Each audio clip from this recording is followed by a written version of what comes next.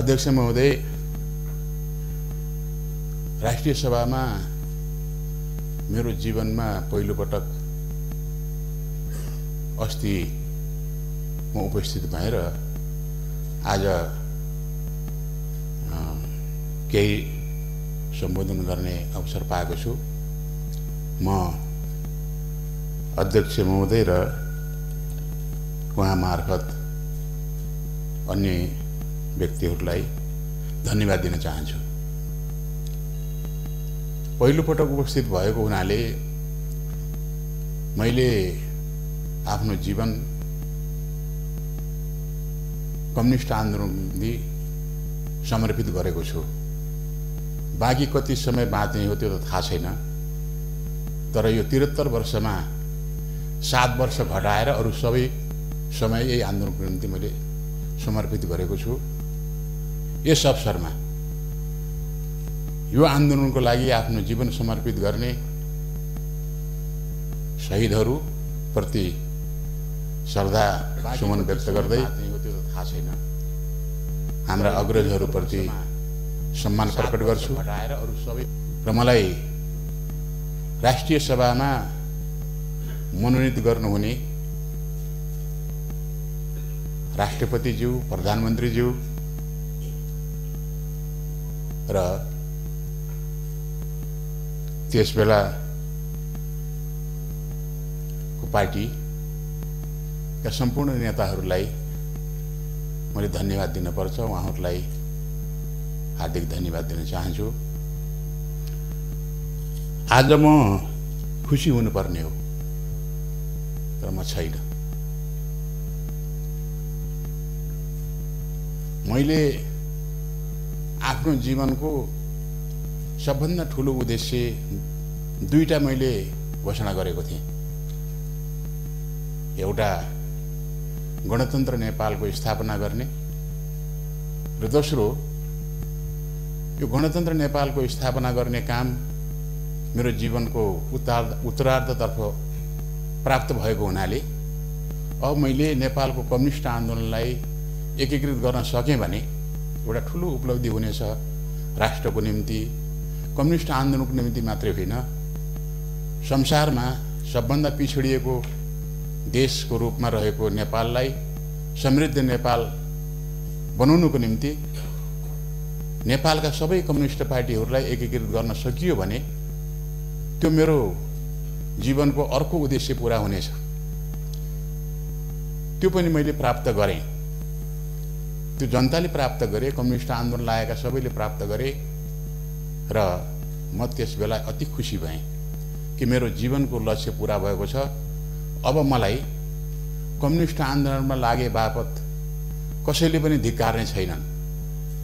मैले सानै उमेरदेखि यो आन्दोलन आफूलाई लगाउँदाखेरि धेरै मानिसहरूले खिसीटिउरी गर्थे। मेरो घरमा मेरो बुवा काङ्ग्रेस हुनुहुन्थ्यो, आमा काङ्ग्रेसको समर्थक हुनुहुन्थ्यो र मेरो नाता गोता इष्टमित्र सबै नेपाली काङ्ग्रेसकै सदस्यहरू, नेताहरू, कार्यकर्ताहरू हुनुहुन्थ्यो। त्यस्तो ठाउँबाट म कम्युनिस्ट पार्टीमा प्रवेश गरेको व्यक्ति हो। त्यस भएर सबैले मलाई खिसीटिउरी गर्थे। यदि सानो बच्चाले भन्दैछ राजा फाल्चु, अलि दिनपछि मेरो बाले मलाई भन्नुभयो कस्ता नेताले राजालाई केही गर्न सकेनन्, बिपी कोइराला जस्ता महान नेताहरूले केही गर्न सक्नु भएन, यो फुच्चेले म राजा फाल्चु भन्छ, उहाँले भन्नुहुन्थ्यो। र मैले मेरो बाको अगाडि केही बोल्न सक्दैन थिएँ कि घरमा हैकम थियो, तर म लुकेर मात्रै आफ्ना विचारहरू, आफ्ना झन्डा प्रदर्शन गर्ने आदि इत्यादि गर्थेँ। र मैले राजतन्त्र अन्त्य भएर गणतन्त्र स्थापना हुँदाखेरि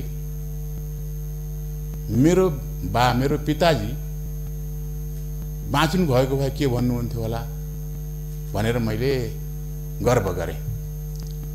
अब नेपाली जनताले मलाई पटक पटक माया प्रदर्शन गरेका छन्, सम्मान प्रकट गरेका छन्। उनीहरूप्रति म सधैँभरि आभार नै छु। तर त्यही पार्टी आज विभाजित छ। मैले कुनै औचित्य देख्दैन विभाजनको, कुनै पनि एउटा पनि औचित्य देख्दैन। म पार्टी एकतापछि पार्टीको सचिवालयको एउटा सदस्यको नाताले मैले धेरै विषयहरू उठाएँ। पार्टीका नेताहरूका कार्यशैलीका सम्बन्धमा पनि मैले सुधारको निम्ति धेरै अनुरोध गरेँ, तर पनि त्यो कार्यशैली सुधार हुन सकेन र म विभिन्न कारणले एउटा विरोधी जस्तो भएर प्रकट भएँ। तर मैले अविश्वासको प्रस्तावबाट आफ्नै पार्टीको नेतालाई पराजित गर्ने यस्तो किसिमको काम होला भन्ने मैले सोचेको थिइनँ र गएको 8-9 महिनादेखि मैले निरन्तर आलोचना गर्ने समूहभित्र बसेर पनि पार्टी एकतालाई जोगाउनको निम्ति मैले अविश्वासका प्रस्तावलाई असफल गराएको थिएँ। म त्यसमा सामेल हुन सक्दैन भनेको थिएँ। पार्टीमा विभिन्न आरोप प्रत्यारोपहरू सहितका पत्रहरू राख्दाखेरि पनि मैले यो एउटा सुधारको निम्ति सम्भव उपाय हुन सक्छ भनेर मैले राखेका थिएँ। तर अविश्वासको प्रस्ताव लैजाँदाखेरि मलाई सोधिएन। यसपटक मलाई थाहा थिएन कि 5 गते अविश्वास प्रस्ताव जान्छ भनेर। प्रधानमन्त्रीको म कटु आलोचक हो। उहाँको कार्यशैलीले नै हाम्रो पार्टीमा धेरै धेरै विवादहरू उत्पन्न गराएका हुन् र उहाँ मेरो 43 वर्षदेखिको सहयोद्धा पनि हो, मेरो मित्र पनि हो र उहाँलाई मैले धेरै पटक सुझाव राखेको छु यो शैली सुधार गर्नुपर्छ भनेर। उहाँ प्रधानमन्त्री 2 पटक हुनुभयो। 2 पटक मैले धेरै अनुरोध गरेँ। कति मेरा सुझावहरू उहाँले ग्रहण गर्नुभयो, कति ग्रहण गर्नु भएन। तर उहाँले पनि मलाई मित्रको रूपमा नै सधैँभरि सम्मान गर्नुहुन्छ, आज पनि गर्नुहुन्छ। तर यसपटक प्रतिनिधि सभा भङ्ग गर्दाखेरि म एउटा कम्युनिस्ट आन्दोलनको योद्धा, आफ्नो जीवन समर्पित गरेको, आफ्नो किसिमले भूमिका खेलेको, सायद नेकपा एमाले भित्र सबभन्दा बढी संगठन निर्माण गर्ने र नेताहरू, कार्यकर्ताहरू, पार्टी सदस्य निर्माण गर्ने भित्र म पर्छु होला। अत्यन्त कठिन परिस्थितिमा हामी एक ठाउँमा छौँ। तर उहाँले सोध्नु भएन, मलाई थाहा थिएन। उहाँले पटक पटक भन्ने गर्नुभएको थियो कि यो मलाई अविश्वासद्वारा बर्खास्त गर्ने काम, प्रधानमन्त्रीबाट बर्खास्त गर्ने काम गर्नुभयो भने त्यो दुर्भाग्यपूर्ण हुनेछ। मैले उहाँलाई सल्लाह दिएको थिएँ, पार्टीमा जब अल्पमतमा पर्छन् नेताहरू, प्रधानमन्त्री नै भए पनि राजीनामा दिनुपर्छ। पार्टी जोगाउनको निम्ति अन्तिम पटक पनि उहाँको निम्ति त्यो अवसर थियो। अविश्वासको प्रस्ताव लगिरहेका थिए भन्ने थाहा पाएपछि मैले सोचेँ म त्यो ठाउँमा भएको भए के गर्थेँ होला भनेर सोचेँ। म भएको भए त्यो अविश्वास प्रस्ताव दर्ता गर्नुभन्दा पहिले नै मैले राजीनामा दिन्थेँ। त्यसले मैले मेहनत गरेर निर्माण गरेको पार्टी जोगिन्थ्यो र एउटा उदाहरण प्रस्तुत हुन्थ्यो नेपालको इतिहासमा कि पार्टी र सरकारको सम्बन्ध राम्रो मिलाउनको निम्ति र आगामी दिनमा यो आन्दोलनलाई अगाडि बढाउन चाहनेहरूको निम्ति एउटा शिक्षा हुने थियो। मैले त्यस्तो सोचेँ। त्यस भएर मैले समर्थन गरिनँ। मैले यो असंवैधानिक कदम हो भनेर भने। तर सर्वोच्च अदालतमा परेका जति पनि रिटहरू छन्, ती रिटहरू संवैधानिक इजलासमा लगिएपछि अब असंवैधानिक हुन् भन्न मिल्दैन। त्यसरी म चुप लागेको छु कि यो विषय संवैधानिक विषय हो। भनिसकेपछि सर्वोच्च अदालतले त्यो भनिसकेपछि पछि पनि निर्णय गर्दाखेरि यदि पुनर्स्थापनै गरेछ भने पनि यो असंवैधानिक हो, त्यसो भएर पुनर्स्थापन भनेर भन्ने छैन। निर्वाचनलाई जारी गरेछ भने त त्यो संवैधानिकै हो भन्ने होला, तर पनि यो विषय संवैधानिक इजलासको विषय हुनाले साधारण इजलासबाट यसको टुङ्गो लाग्न मिल्दैन भनेर लगिसकेपछि अब हामीलाई भन्न त स्वतन्त्रता छ, यहाँबाट बोल्न पनि स्वतन्त्रता छ, बाहिर बोले पनि स्वतन्त्रता छ, जहाँ बोले पनि त हाम्रो मौलिक अधिकार कसैले हनन गर्न सक्दैन। तर त्यसो भए पनि हामीले विचार गर्नुपर्छ कि अब संविधान विरुद्धमा छ, असंवैधानिक छ भन्यो भने सर्वोच्च अदालतको राजनीतिक रूपमा अपमान हुन्छ। म जनताको बहुदलीय जनवाद, जसलाई नेकपा एमाले आफ्नो मार्गदर्शी सिद्धान्त बनाएको थियो र आज त्यो पेन्डिङ छ, निलम्बन जस्तो भएको छ, त्यसको म व्याख्याता पनि हुँ। मदन भण्डारी पछि सबभन्दा धेरै लेख्ने, सबभन्दा धेरै बोल्ने र सबभन्दा धेरै प्रशिक्षण दिने मै हुँ। हामीले संविधानको सर्वोच्चतालाई हाम्रो सिद्धान्तको मूल विषय बनाएका छौँ र सारा संसारभरिका कम्युनिस्ट पार्टीले मान्दैनन्।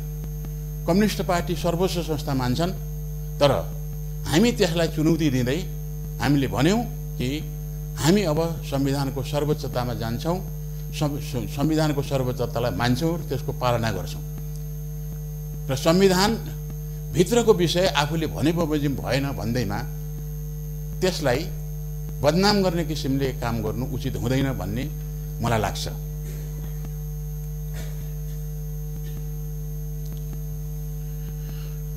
आज हाम्रो पार्टी दुई समूहमा विभाजित छ र म कुनै पनि समूहमा छैन,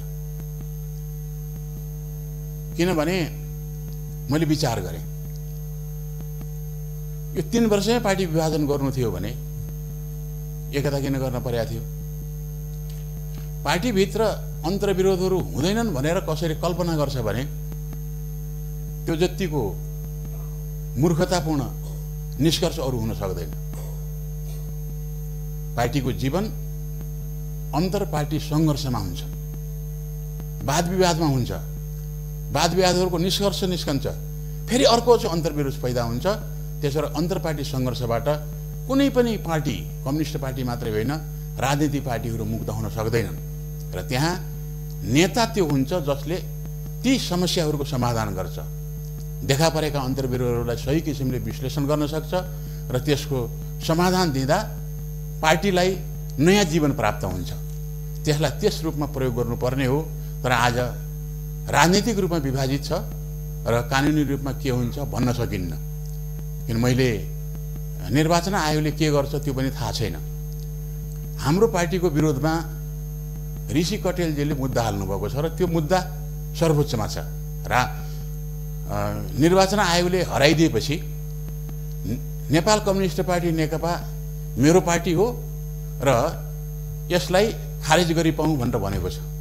यदि खारेज भयो भने के हुन्छ होला, यसो मेरो विचारमा के हुन्छ त्यो त थाहा छैन। तर त्यसको निर्णय ऋषि कटेलको पक्षमा गयो भने नेपाल कम्युनिस्ट पार्टी नेकपा सम्भवतः एउटा पक्ष नेकपा एमाले हुने होला, एउटा पक्ष नेकपा एकता माओवादी केन्द्र भन्ने होला र त्यस्तो भयो भने के हुन्छ भन्ने एउटा अवस्था यहाँ छँदैछ।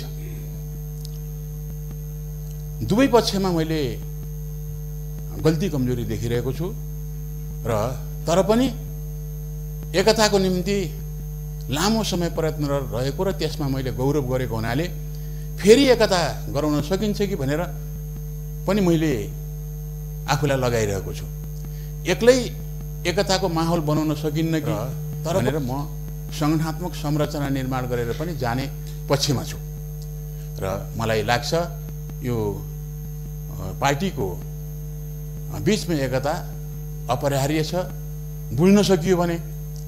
तर अवस्था कस्तो छ भने दुईटा समूहका मुख्य नेताहरू नै यसरी उत्रनु भएको छ कि समाजवादी सभ्यता निर्माण गर्ने, संस्कृति निर्माण गर्ने भनेर हामीले भन्छौं, समाजवादी सभ्यता निर्माण गर्ने भन्छौं भन्नेहरूलाई लाज लाग्ने गरी आफ्ना विचारहरू प्रकट गर्नुभएको छ।